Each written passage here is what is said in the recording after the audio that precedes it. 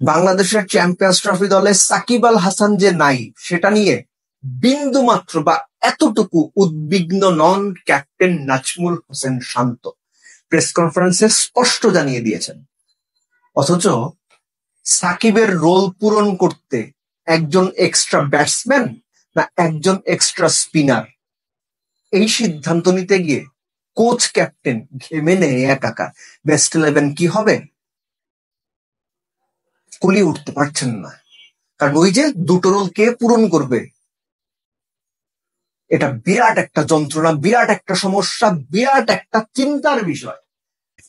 আপনি খেয়াল করে দেখেন, আপনি এই ভিডিও এখনো পর্যন্ত যারা দেখছেন, আমি ধরেই নিচ্ছি তিনি ক্রিকেটের পার ফলোয়ার, বাংলাদেশ ক্রিকেটের পার ফলোয়ার। আপনি বাংলাদেশ ক্রিকেটের পার ফলোয়ার না, র্যান্ডম একজন মানুষ যিনি ক্রিকেটটা মোটামুটি ফলো করেন বাংলাদেশে। জিজ্ঞেস করেন বেস্ট 11 কে কে থাকবে, উনি টপার টপ আপনাকে বলে দেবে যে ভাই সৌম্য থাকবে, তানজিদ তামিম থাকবে, ক্যাপ্টেন তো আছেই, মিরাজ খেলবে, 4 নম্বরে মিরাজ খেলবে, মুশফিক খেলবে, রিয়াদ খেলবে। এই 6টা নাম বলার জন্য বিশেষজ্ঞ দরকার হয় না, যে কোনো সাধারণ মানুষ বলতে পারবে।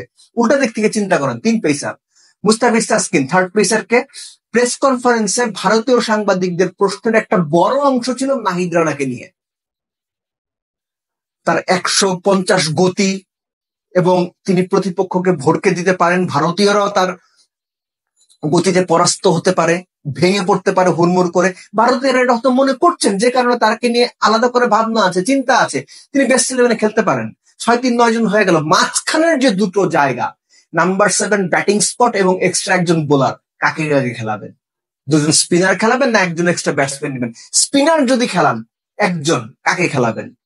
রিশাদ এই মুহূর্তে বাংলাদেশের বেস্ট স্পিনার, তাকে আপনি ড্রপ করার সাহস দেখাবেন? আমার মনে হয় অসম্ভব, এটা হবে না। ভারতের ব্যাটিং লাইন আপে টপ 7-এ গোটা 5 বা ডান হাতি হইতেই পারে, তাহলে তো নাসুমের দরকার। তখন তাহলে ব্যাটসম্যান এদিকে কম হয়ে যায়, জাকিরকে বাদ দেবেন? জাকিরকে যদি নেন একজন বোলার কম পড়ে যায়। বোলার একজন কম পড়ে কেন আমি বলছি?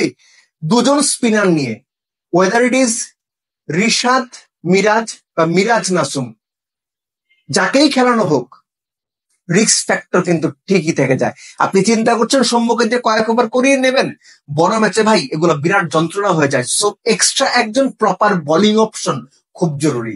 আর যতটুকু কথা শুনে মনে হচ্ছে যে ভারত 3 স্পিনারও নামিয়ে দিতে পারে, কেননা দুবাইয়ের উইকেট তুলনামূলক একটু স্লো বা ধীরগতির হবার কথা, এবং সেটা যদি হয়, ভারত যদি 3 স্পিনার খেলায়, বাংলাদেশ কিন্তু কোয়ালিটি স্পিনেও দুর্বল, এটা কিন্তু মাথায় রাখতে হবে। বাংলাদেশ তখন কি করবে? এক্সট্রা 2জন স্পিনার, সেটা যদি খেলিয়ে দেয় নাসুম, মিরাজ এবং তার সঙ্গে লেগ স্পিনার রিশাদ, 3 পেসার, আমি অ্যাটলিস্ট অবাক হব না। এবং আমি লিটারালি এরকম একটা একাদশের পক্ষে। 6 জন ব্যাটসম্যান, 5 জন বোলার, রিশাদ 7 নম্বরে ব্যাট করবে, 8 নম্বরে তারপর সিরিয়াল ওয়াইজ যে আসে। আর এখানে যদি আপনারা বেশি রিস্ক ফিল করেন, ভারতের বিপক্ষে তানজিম সাকিবের ট্র্যাক রেকর্ড ভালো, আপনি হিসেব করে দেখেন, সে ব্যাটিংটাও ভালো করে। একটু ব্যাটিং ডেপথ বাড়ানোর জন্য নাহিদ রানাকে ড্রপ করে আপনি খেলে দিতে পারেন সাকিবকে। আমি জাস্ট হাইপোথেটিক্যাল কথাগুলো বললাম, সম্ভাবনার কথাগুলো বললাম, বাট বাংলাদেশের বেস্ট 11 সাজানোটা খুব ট্রিকি হতে যাচ্ছে। ভারত জানে তারা কি করবে, তারা একদম ডেড শিওর যে ভাই আমরা এই করবো। তবে বাংলাদেশের জন্য ব্যাপারটা অত সোজা না। সোজা না হলেও যেহেতু তুলনামূলক স্লো উইকেটে খেলা হওয়ার একটা ভালো সম্ভাবনা রয়েছে, বাংলাদেশ যদি সত্যিকার অর্থে ভারতকে শুরু থেকে চেপে ধরতে পারে, এটা ব্যাটিং বোলিং যে কোনো দিক থেকেই বিশ্বাস করেন সামান্য হলেও বাংলাদেশের চান্স আছে। আর এই চান্স যদি একবার তৈরি হয়ে যাও, সেটা কোনোভাবেই পিছলে যেতে দেওয়া যাবে না।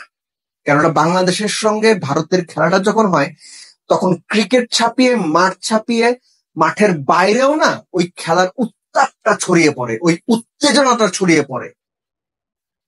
সো ভারত বাংলাদেশ ম্যাচে এবারও ঠিক ওরকম কিছুই হতে যাচ্ছে, এবং প্লেয়ারদেরও ওই ব্যাপারটা ভেতরে ধারণ করতে হবে যে এটাই দেখিয়ে দেওয়ার সময়, এটাই দেখিয়ে দেওয়ার মঞ্চ, এটাই দেখিয়ে দেওয়ার সুযোগটা নিতে হবে টিম টাইগার্স।